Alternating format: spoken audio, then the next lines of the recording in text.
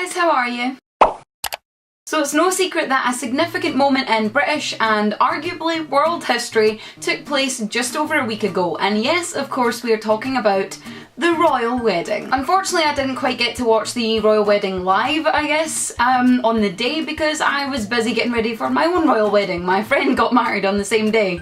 So weird. But I did go back and I watched it online afterwards, and I feel like now, after the ceremony has passed, the buzz has died down, all the official photographs have been released, we can share our best bits. I'm not even kidding, this was so hard to do. We basically loved the whole thing, but there are some little moments that I know for me personally stuck out in my mind and definitely come to mind when I talk about the royal wedding or when anyone asks me about it. So here we go. The groom and best man's arrival. Technically speaking and traditionally speaking, at royal weddings there was no such thing as a best man. Seems really strange. But just like at the last royal wedding between Kate and William, these two brothers made up their own rules, which was really nice to see. The pair of them arrived on foot, they were wearing the same colours in their uniform, they greeted the crowds, and it was just really nice to see that happy and supportive relationship between the two of them that we've seen in every public appearance they've ever done. Standout moment number 2, Meghan's arrival. Oh my goodness. The car she arrived in was stunning. She looked stunning. She had a smile on her face. She just seemed so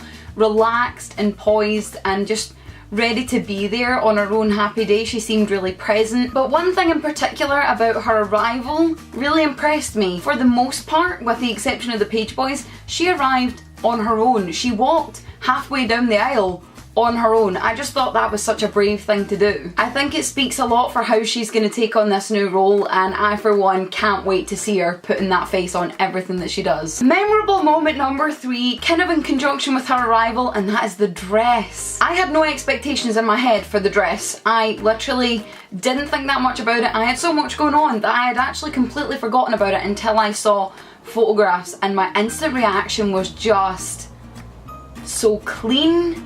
It was so precise, it was just stunning. If some of you somehow haven't seen the dress that she wore to her ceremony yet, it was plain white, it had a boat neck cut, and it was designed by Claire Waite-Keller. Wee fun fact, if you didn't know, Claire was actually appointed to be the first ever female artistic director of the French fashion house Givenchy last year in 2017. Have we had enough of the women power yet? Have we had enough? No, we have not. Another thing that impressed me about the dress was the veil. Now, I'm personally not usually a fan of large veils, and especially long veils, but with the dress and with the length of the train of the dress, which actually was not that long, it was carried really well, and I think that speaks for the grace and poise that Meghan actually brought to the dress as she wore it. Memorable moment number 4 is going to Bishop Michael. Stand up and take a bow, my friend, wherever in the world you are right now. Stand up and take a freaking bow. His sermon was flawless. It was full of passion, it was full of fire. Haha, if you've seen the ceremony you'll get the joke. If not, oh dear. I thought it was so different. I thought it not necessarily broke tradition of royal weddings, but it definitely showed an evolution of tradition. I think that speaks a lot for the couple and what they bring to the royal family and what they're going to bring to the public. I just loved his vibrancy. I loved it. It was incredible. Like, you were listening to every word just like, yes! But after the ceremony and the vows and the hymns and officially being pronounced man and wife, we have the next memorable moment, and that was the kiss. Again, the way the kiss happened was a slight twist on traditions once more. Typically that happens on the balcony, all the family come out onto the balcony and it's a big to-do. But the venue where they got married didn't have a sufficient balcony according to the royal family and according to statements that have been released, and that is why they exited the church and shared their first kiss as man and wife in front of the public beneath this incredible ivy and beautiful flower arrangement across the doorway, and it was just a lovely, memorable moment. Need I say more? I don't think so, because if I do, you're gonna have to pass me a tissue. Next up, we have got to talk about this carriage ride. The carriage ride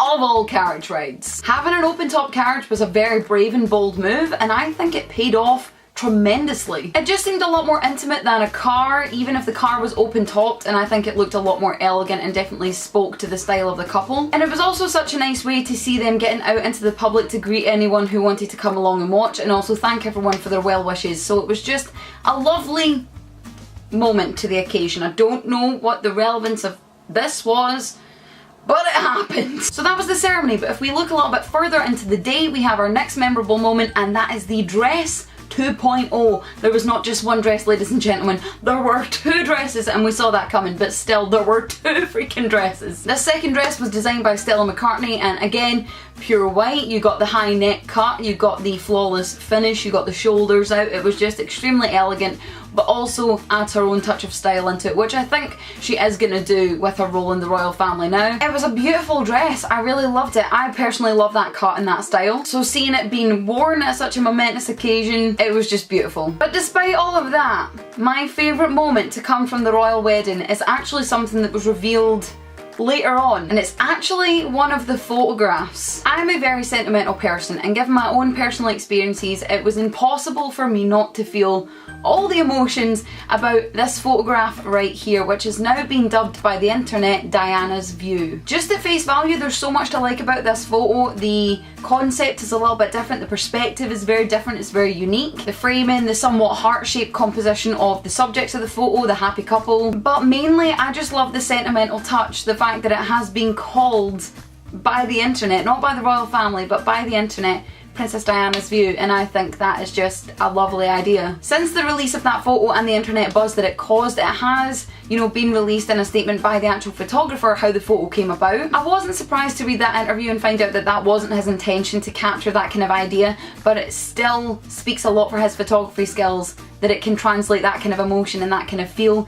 even when it was unintentional. Basically what happened is they had a photographer stationed on the George IV gateway, and his sole purpose on that day, his sole job, was to capture the carriage coming down the long walkway. So he was capturing wide angle, he was capturing the crowd, just to get the whole emotion and feel of the day. What actually happened was, as the carriage approached the gateway, he switched from a 600mm lens, so it's a very long lens, to an alternate camera, and he held that camera, pointed it straight downwards next to a metal grill looking straight through, and he took, I think he said it was like 4 or 5 photos within the few seconds that it took for them to pass underneath. I just think it's such a beautiful photo to be captured as a fluke and just by accident, and the emotional value and the sentiment that has now been lended to it by the public I think makes it so much better, and I would happily have a photo like that to remember my wedding. I don't know about Prince Harry and his beautiful bride, but I know I would. So there you go, those are our fave moments from the royal wedding. Let us know in the comments what yours were. Also, while you're down there, check out the description. All our social medias and websites are linked there. You can get planning your own hen do's